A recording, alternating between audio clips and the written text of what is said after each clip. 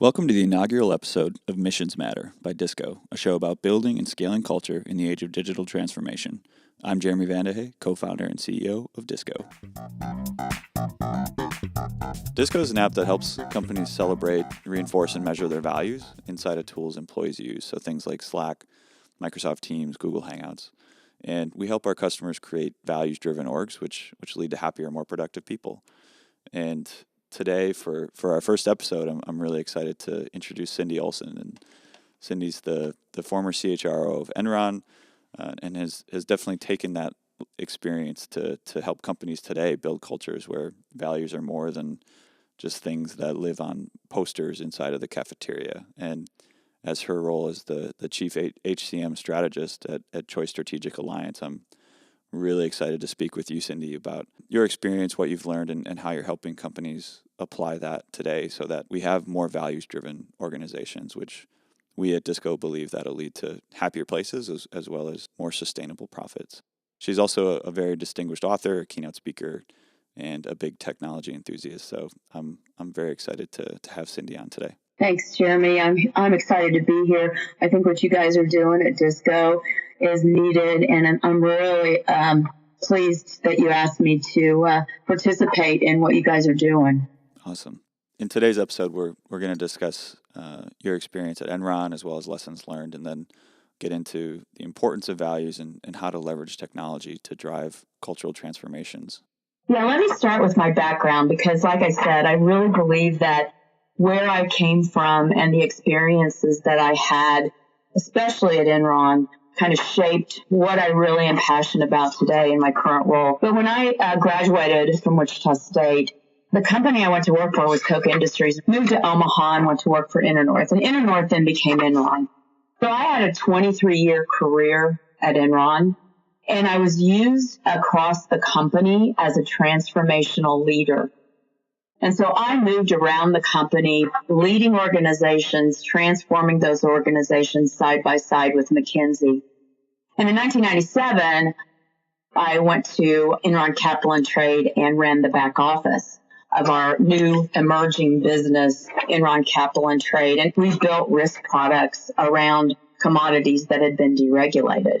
And so I was involved in really helping build and shape the culture of the newest part of our business, the emerging part of what Enron became. But in 1999, as I was working as the head of the back office in Enron Capital and Trade, Kinley asked me to come to corporate. And I had been a member or leading our culture committee across the organization. I worked closely with Kinley to help craft kind of our brand, what our brand was going to look like and feel like. A couple of years into that role, I went and asked for HR because I saw that we were becoming an intellectual capital company, but then we really didn't have the HR tools and strategic leadership to really be that.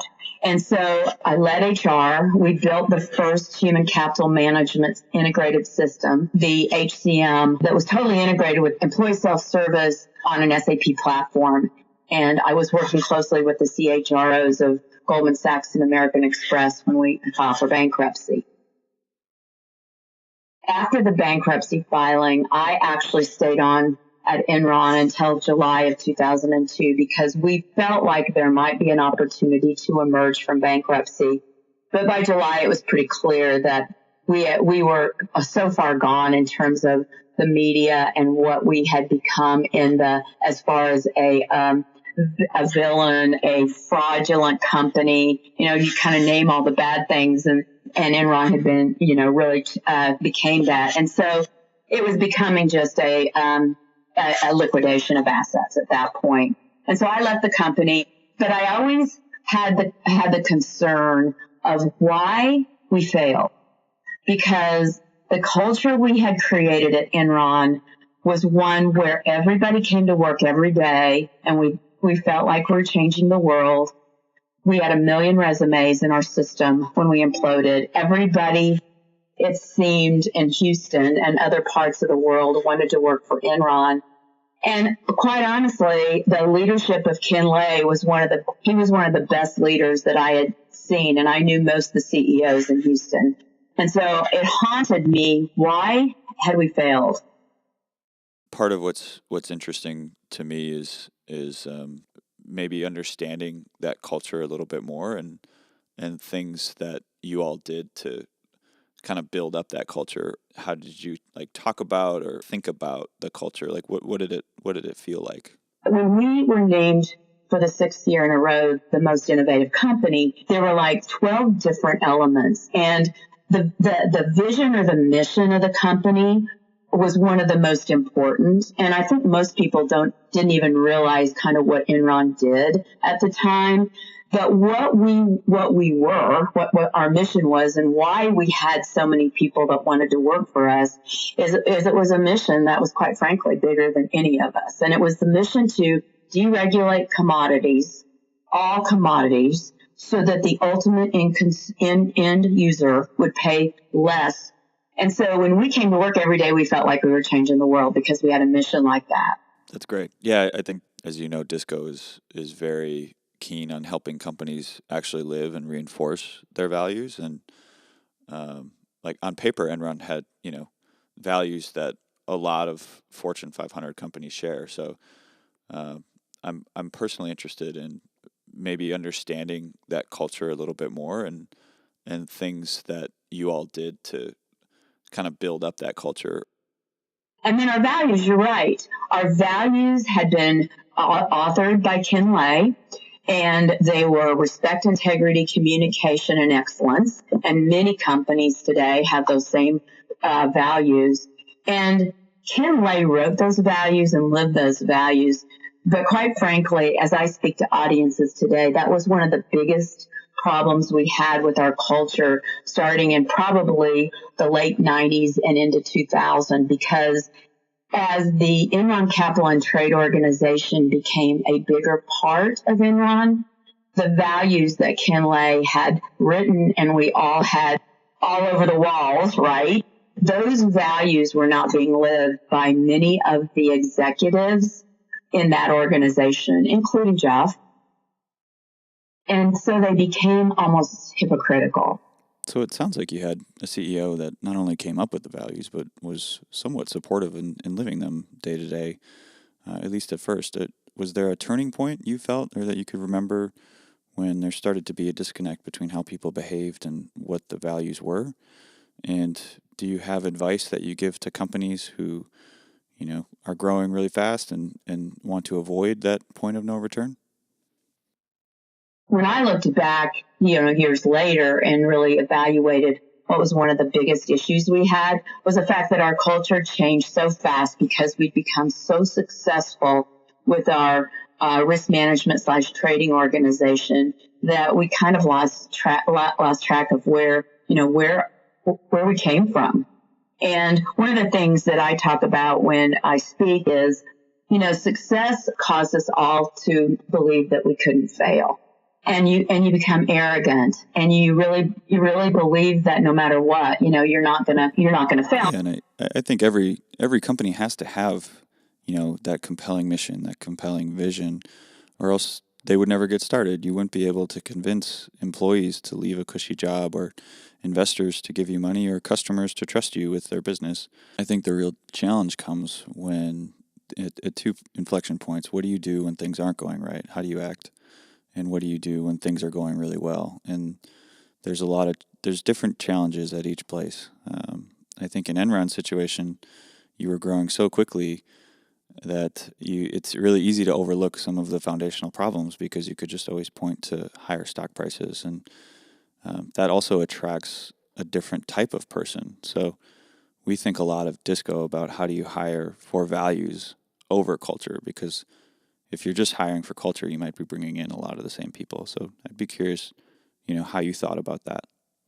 Our culture was based on this unbelievable vision and mission. It was also based on the fact that we had these values. We also made it easy for the best and brightest to work at Enron. And at the time, I always tell people at the time, that was because we had a Starbucks in the lobby, and we had a fitness center, and we had a doctor's office. The other thing that we had is everyone was an owner of the company, basically, because every single person in the company got options. And so we had created a culture that there were a lot of perks. And we also had a culture where it didn't matter how long you'd been there. What mattered is how much you contributed. And based on your contribution, that's how you got paid. And the other thing that was exciting about Enron is we had an open market for talent. People could move all over the world. It gave employees an opportunity to build an internal resume.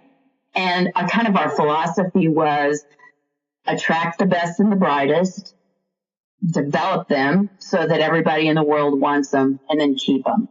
And so we did have an unbelievable culture from that respect.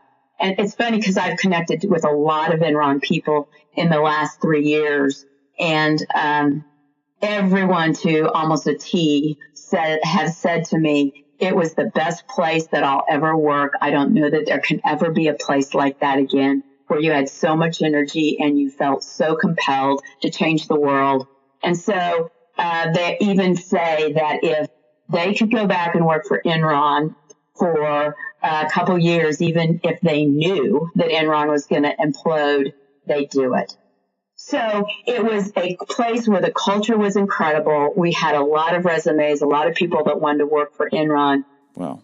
So that's pretty powerful. I mean, they were so connected to the culture and their work that they would choose to relive a pretty painful experience. And I think it's also, a little scary in that there's people who can be so excited and bought in that we almost kind of blind ourselves to some of the outcomes of our actions. And I'd be curious, how do you prevent this from happening again? When you really dug under the covers and understood kind of where we were in terms of our values, we'd gone away from those values.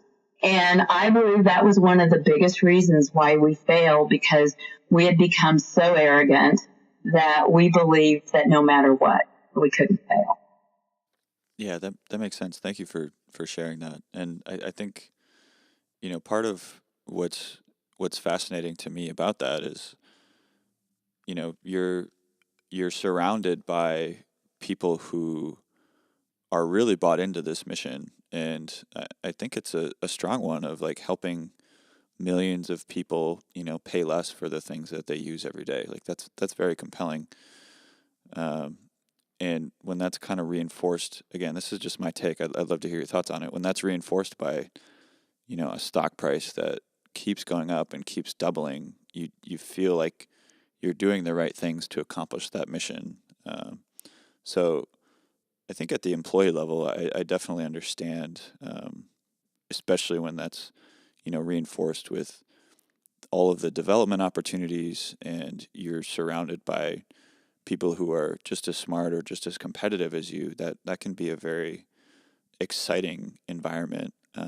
I am curious, how, because you hear about some of the things happening at the top of the organization, people who are setting the strategy, like the Lays, the Skillings of the world, how did they kind of fit into that, or where was that disconnect between values and strategy, and what is the executive's role in building and fostering not just a culture of competition or development, but one that balances profits with purpose and sustainability? Great question. Okay, and I think that you've got to look at both Lane Skilling and understand the contributions that they made to the strategy, because they both contributed. And I always say that we would never have gotten to a stock price of $91 a share had we not had both of those men. But then they both had their weaknesses too. And so when you look at Jeff Skilling, he created Enron Capital and Trade starting out as a McKinsey consultant in 1991. And by the time that he was promoted into the CEO role in 2000, that business unit was the majority of our income. And we had grown to a $60 billion market cap company. So without Skilling, we would never have gotten to that incredible innovation. But along with that came the arrogance. And in 1996, as I was sitting next to Ken Lay at a juvenile diabetes luncheon, and Ken Lay was my mentor, okay? And he asked me, how do the traders treat people? Because he knew I was in Enron Capital and Trade at the time. And I said, oh, Ken, they're really rough. And that was being nice, okay? They're really rough. And then I said, but they make a lot of money for us, don't they? And I believe that the board and Ken said the same thing about Jeff, because I believe they saw the arrogance. Now, what they really saw was the innovation, because he was why we were innovative, but he was also arrogant. And they saw that, but they said, yeah, but he makes a lot of money for us. So it sounds like there was some awareness that, there was some not so great activity happening, but when you paired that with, soaring stock prices and profits, it was really easy to look the other way. And I'm curious what the interactions were like between Ken Lay and Jeff Skilling, and even everyday employees who, probably could sense that, not everything was on the up and up. But it becomes, increasingly clear that as soon as it's really easy to detach actions from your values, it becomes a gray area in terms of, what's acceptable or what's not. It's very interesting. Our PR department did an external survey of our external constituents, like our customers and the analysts and our vendors. And they asked them to explain or tell them how Enron had changed from late 2000 to mid 2001, a matter of about 9 months. And they found out that we were almost 40% less trustworthy and 40% more arrogant. And that was in the course of 9 months when Jeff took over the company as the leader of Enron. So when I talk to CEOs today, I warn them that if they don't really pay attention to the leader and the traits that leader has, you've got to understand that the company's culture will take on the culture or the traits of the leader that's in basically in the CEO position. Great. Yeah, that makes sense. I am interested in just like hearing other like what were other processes like inside of Enron, and like what did you take away from those? Like how did you, for example, hire? How did you do things like onboarding, performance reviews, like other HR jobs that kind of explain the culture, introduce the culture, and kind of help permeate and reinforce the culture? Like what did some of those things look like? Sure. I mean, I felt like we were probably best in breed on those things as well. We recruited from all the colleges really around the world. I was actually the executive lead for recruiting at Wellesley. We brought in about 60 what we called analysts and associates almost every quarter. And the goal of that program was to place those individuals into roles and move them around the company so that they got a taste of a commercial role, maybe a back office role, and they came out of the program well-rounded and with the ability to kind of choose where they wanted to go in the future. And then the other thing we did is when they contributed, they got paid. And so it was a organization or a way that we built our talent or groomed our talent. And then we encouraged them to grow and go out and do great things, right? One of the things that we realized was that when you as a manager rate someone or basically talk about their performance, a lot of times that's more about you than it is about the person that you're rating. Yeah, and I think there's some interesting competitive aspects to it where you may be more or less likely to give open and honest feedback. And that's why when we work with companies, we try and create first a culture of trust so that people actually feel safe, giving feedback, knowing that it's coming from a good place and it's going to go to a good place. I'd be curious, like how did, the managers go about collecting feedback and what did that aggregation process look like? But what we did is we had all of our managers twice a year run through the performance management process. And then what we did is we had them come together in groups of similar jobs, and they had to actually talk about their people. And there were times when it was 2 days of just trying to figure out where someone really was based on what other people in the room perceived them to be able to do. And then we allowed people to basically map their own careers. And the thing that I think encouraged innovation in the organization was the fact that we allowed people to go out and build things, and they didn't have to ask for permission. So the whole trading system that we called Enron Online was built by our trading group, and Ken Lay and Jeff Skilling didn't even know that they were doing that until it was almost finished. And it became the trading platform for the rest of the country, basically, or the rest of the world. And then when we built our HCM, I didn't ask for permission before we went out and decided to monetize the investment. It was something that I just felt like we could do. And by the way, it was one of our analysts and associates that really came up with that idea. Yeah, that makes a lot of sense. And I think something I'm interested in now is that level of, one thing we find at Disco is autonomy is an incredible motivator for people, right? Like, not just the ability to move around and change jobs. My first job, I was actually in a rotational program, and that was kind of the most transformative 2-year period in my professional career.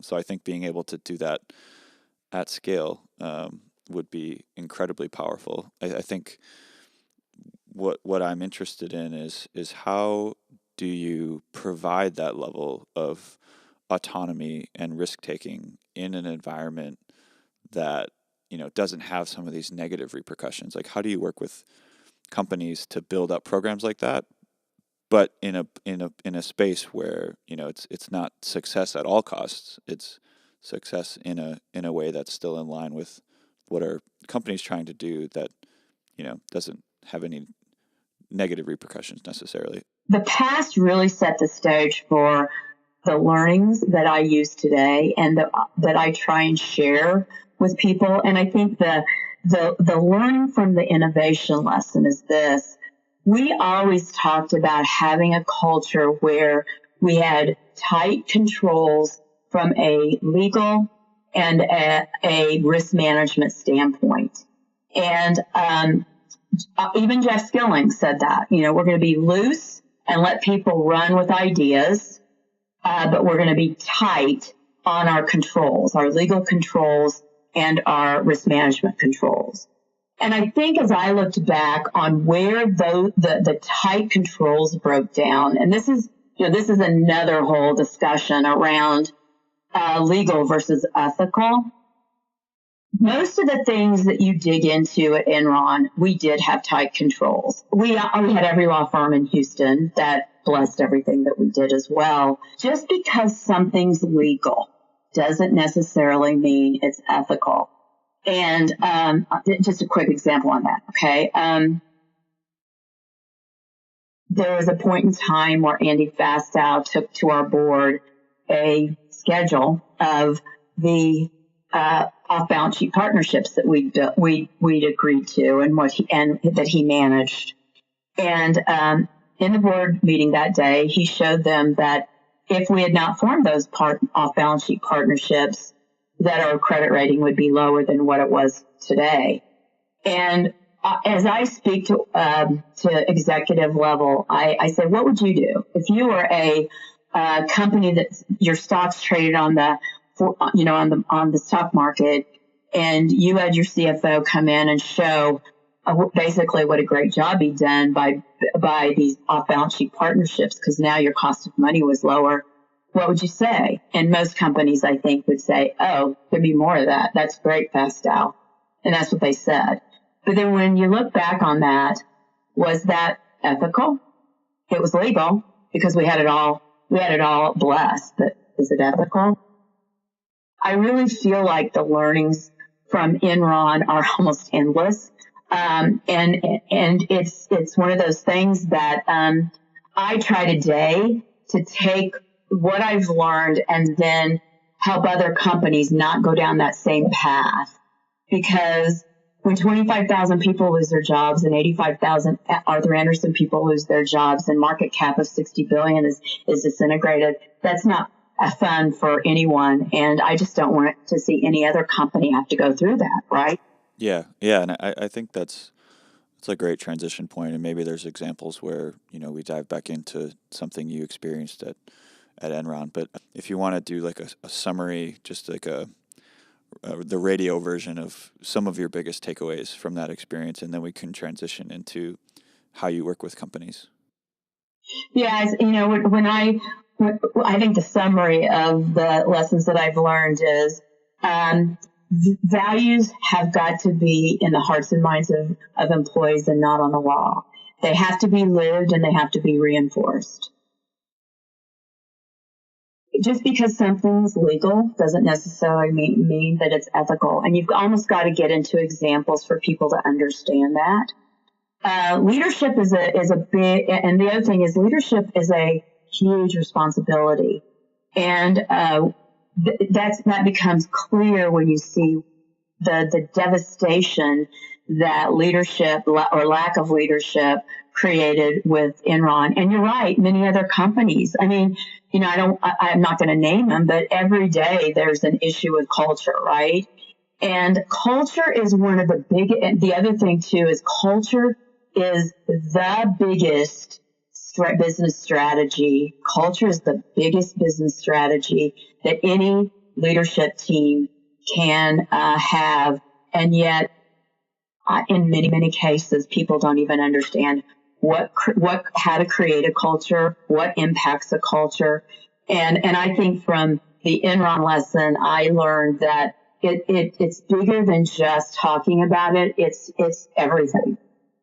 Yeah, I think, again, another thing we find at Disco is companies are realizing that culture is a competitive advantage. Like you said, I think 90% of companies, I'm not sure what the other 10% are thinking, but 90% of companies surveyed rate culture as critical, super important, yet it is kind of this abstract thing, right? And I think it was something like 15% actually know how to, implement cultural changes or make those types of transformations that lead to those exciting results of, I think it was, an 8x performance of the S&P average, the S&P 500 average. So it's definitely has real results. And I think what's exciting to us at Disco is you can have incredible outcomes for leadership, for employees, but you can do it the right way. You can do it in a way that's in line with your original mission, with how you think the world should be, and how you want your team and employees to act. So that's why we're so excited about values as well as learning from your experience. So I'm curious, just take a minute. How do you work with companies today, and what has that been like? I started working with a technology company here in Kansas City about 4 years ago, and I really kind of wanted to understand technology infrastructure. And that's what our company does. It partners with companies that provide the infrastructure of what the ERPs are based on. So, like Citrix and Nutanix and Ivanti and some of those bigger infrastructure companies. And it was clear to me as I was working with all of those partners that the reason the infrastructure was changing and everyone was going to the cloud was because of the way people want to work in the future. And they want to be able to work from anywhere and from any device. And that whole user experience is a big part of culture. I mean, you cannot get away from it, okay? Technology is a huge part of the culture that you're creating in your organization. What I'm trying to do is bring these world-class thought leaders that can help CHROs and CIOs work together to be able to address the talent issue that they have in their organization, of which culture is a piece of it, leadership is a piece of it, the technology that you use in your company is a piece of it. And it really goes back to the things that I shared with the CEOs that I went to talk to in 2001.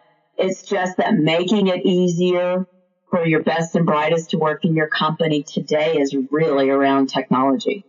You still have the values that you need. You still have a vision and mission. You still need an open market for talent and leadership development. But instead of the doctor's offices and all this stuff that's kind of peripheral now, free food and all that, the biggest issue is, are you allowing your employees to have the best technology that allows them to work from anywhere on any device? So that's how I work with companies today. We provide these thought leadership groups. Actually, they're free of charge. ADP, I partner with ADP, and we are building these all over the country. We're starting to bring CIOs and CEOs into the mix, and we're delivering world-class thought leaders that deliver insights to them that help them be better in their organizations. That's great. Yeah, that makes a lot of sense. What are some of the big technological trends you see that are kind of changing, how employees interact, how with each other, with their tools, with their managers? Well, okay, so mobile. I mean, everything really is going to mobile. Everybody talks about the millennials, right? But just wait till Gen Z are in our workforce, right? They want mobile. They've grown up having an iPhone or a phone in their hand, right? Since they were little, and that's the way they want to work. Yeah, I think mobile kind of paved the way for, real time. You can chat with anybody 24 hours a day. You have all the information in your pocket, and that's definitely making its way into the workplace as well. With apps like Slack and Microsoft Teams, you can chat, you can send files in a moment's notice, and it has really accelerated communication, but also created challenges of how do you inject culture into those environments, and how does IT think about, deploying it? You've got to be able to deliver an experience that allows employees to be productive like they work in their consumer life. So that's the biggest issue that I see. But being able to do that from an IT standpoint is it's a lot of work, and it's very complicated. And then the other thing I think is important is AI and the whole thing that Google's had for a long time, which is they're going to anticipate what you're going to ask, right? So AI is going to give all that learning to the system so that when you start asking questions, it's going to have the answer to you before you even finish your question. Yeah. And one thing that we find, I'd be curious if you find this in your research or working with companies as well, is we see a big shift in, you mentioned the youngest generation coming into the workforce, just wanting to feel more connected to their coworkers, to the work that they're doing. And we ultimately view technology as a way to kind of foster those connections. So how does that happen when, more people are working remotely or working from anywhere? And what does it look like to kind of build or inject culture into those tools? So I'm curious, how that overlays with something super important you mentioned earlier around, how do you build up and retain the best talent? You're pointing out something that I think is absolutely critical that I've kind of missed, but the connectivity to each other in the company. You're right. Everybody's working from wherever, right? They're going into the office. If you go to most offices, you're going to see hoteling offices. So how do you stay connected? And I think that is going to be technology. So I think there's emerging technologies that are starting to address the fact that everyone will be working from different parts of the world, and how do you stay connected, and how do you keep that culture of the company and build that culture when everybody's not in the same building. Cool. Yeah, that makes sense. Some of this stuff is hard to quantify, especially in the short term when you're chasing hitting a target or a profit goal for this quarter. It can be really easy, and even at a company of 6 people, I've felt those trade-offs myself as the CEO. To do something that's a little bit more short-sighted that might hurt your culture in the longer term. So, how do you think leadership kind of balances that? And then a second part to that is, how do you think about ROI of these programs of implementing culture and investing in technology that not just makes it easier to connect, but actually helps kind of foster those connections that we talked about? Yeah. So, from an ROI standpoint, I get asked that a lot. So tell me, what's the ROI for a culture, a culture of innovation, or a culture of employee engagement, or whatever? And I think it's different for each organization. I know from working with Marcus Buckingham, they've got some statistics around that. And the more engaged an organization is, they have a way to transform that into ROI. I guess what I say when I talk to organizations is you can't afford not to do this, because in the case of Enron, for instance, there was $60 billion worth of market cap that was lost. There were 85,000 Anderson jobs, 25,000 Enron jobs, and all the customers and vendors of these organizations. It was a huge price tag. And I say to people, I really believe that Enron wasn't a one-off. There's still those kind of things happening today.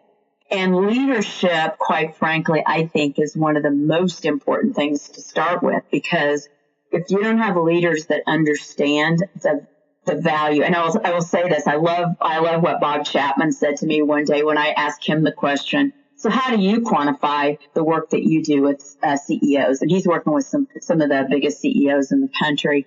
And he says, give me a break. He goes, you just know that you have a more productive workforce when you lead like this. And I believe his leadership style is a leadership style that every organization needs to think about, at least, and have.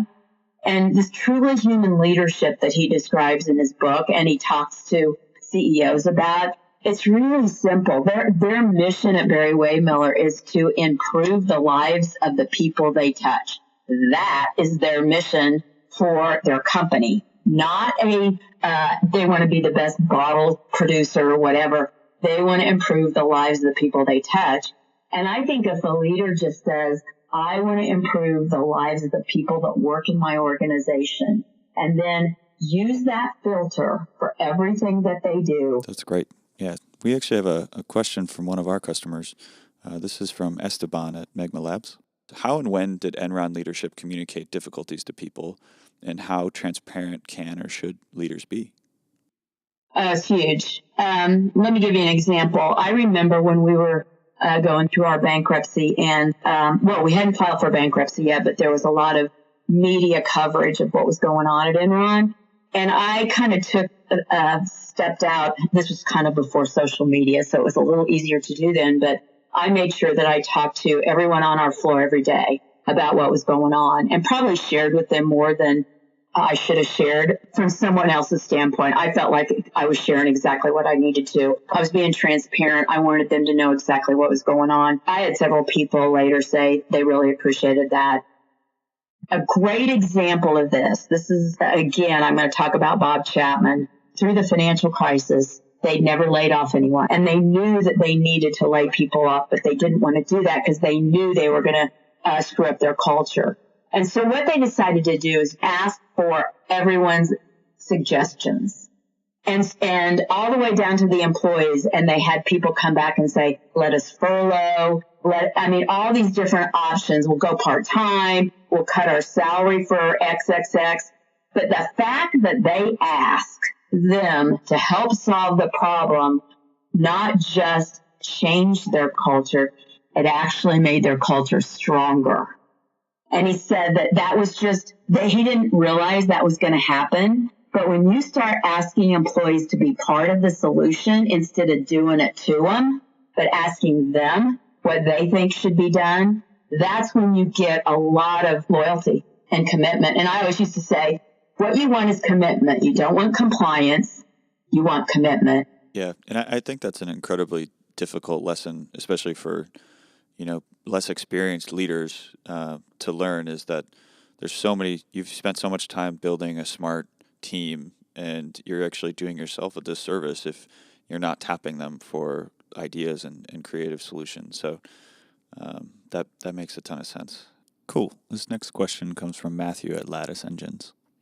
As companies grow, they develop highly specialized functions as well as geographically diverse teams. This can lead to subcultures across a company, some healthy, some perhaps less healthy.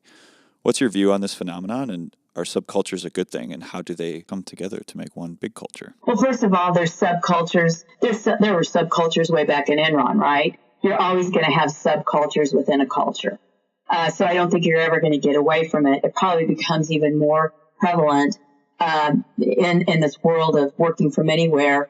Everything's really done in teams, right? And so creating a team culture, you're going to be involved in a team culture every time you move to a new team or you're involved in multiple teams. And the Marcus Buckingham solution to that, and I'm not saying it's the only one, I'm just saying that I believe that you've got to have really strong team leaders. They show for a retail environment where they looked at the performance of a group of teams all over the country, and the high performing teams had great team leaders. And what does a great team leader do? They do all the things we've been talking about today. They communicate, they're transparent, they're honest and open, they motivate people, they let people make decisions. And so when you've got great team leaders, then you're creating a culture that you want in every single team that's formed. And so I think that's what you've got to focus on. I mean, everybody always says this. People don't leave a company. They leave a manager or a team leader. And so if you've got team leaders that aren't really being the kind of leader that you want to foster your culture, remember the culture is a reflection of the leader, then you've got to either train those leaders or you've got to do something different. And I know the problem that every company has is the fact that a lot of times they use the team leader or the manager title to promote technically strong people that don't necessarily like to lead people. And I think that's something that every organization needs to look at, because leading people is one of the most important things that you have when you're building a culture. You've got to have great team leaders. Great. This kind of ties to, some of the discussion we were having earlier around, there are companies that, have the potential to do great things, but could also, ultimately end up as a new Enron. And I think the new currency is data. And I'm curious, how you advise as CIOs and CHROs are coming together. Data is incredibly important and complex, right? Like there's now new regulations that, prevent how much data companies can collect about their users as well as their employees. And when you pair that with a new generation who is very digitally competent and also very aware of, how some companies have been using their data, I'm curious, how CIOs, CHROs should think about that as new tools emerge for them to, better understand and make better decisions for the good actors, but also, the inverse of that is maybe there's, some not so great decisions being made because companies have so much data at their disposal. Yeah, and I think therein drives one of the biggest reasons why you've got to have the CIO and CHRO working together. And I've been saying this kind of for 3 years. If you're going to make sure that you're using the right data, okay, that's the biggest question. Are you using data that's accurate? What data is the right data? And I'll give you an example. You don't want to use data like, what's our time to hire? I mean, that to me, that's a measure that's about the past, right? You want to be using data to drive predictability. You want to use data to drive the future. And I think the CHRO and the CIO have got to work together to figure that out, especially for the talent, and they're driving the talent and the culture in the organization. I really believe that you've got to look at your organization. What are the things that you really want to drive?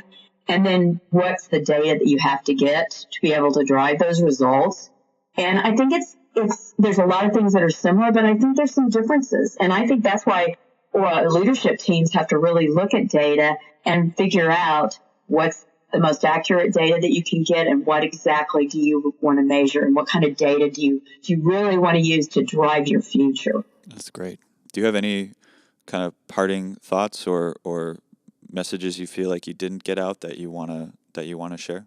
Well, I think the last parting thought is this is a great time to be a leader in your organization.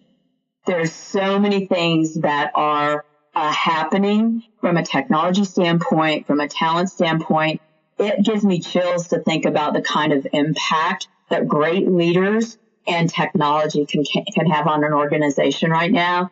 And so that's what drives me. And I would be more than happy to sit down with you and talk more about any of these subjects, because I'm passionate about the leadership teams and companies really figuring out how to really maximize the utilization of their talent in their organizations.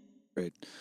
Awesome. Well, Cindy, I think this has been an incredibly insightful conversation for me. So I want to thank you, Cindy, for being our first guest and working through some technical challenges, but it was a true pleasure to chat with you today.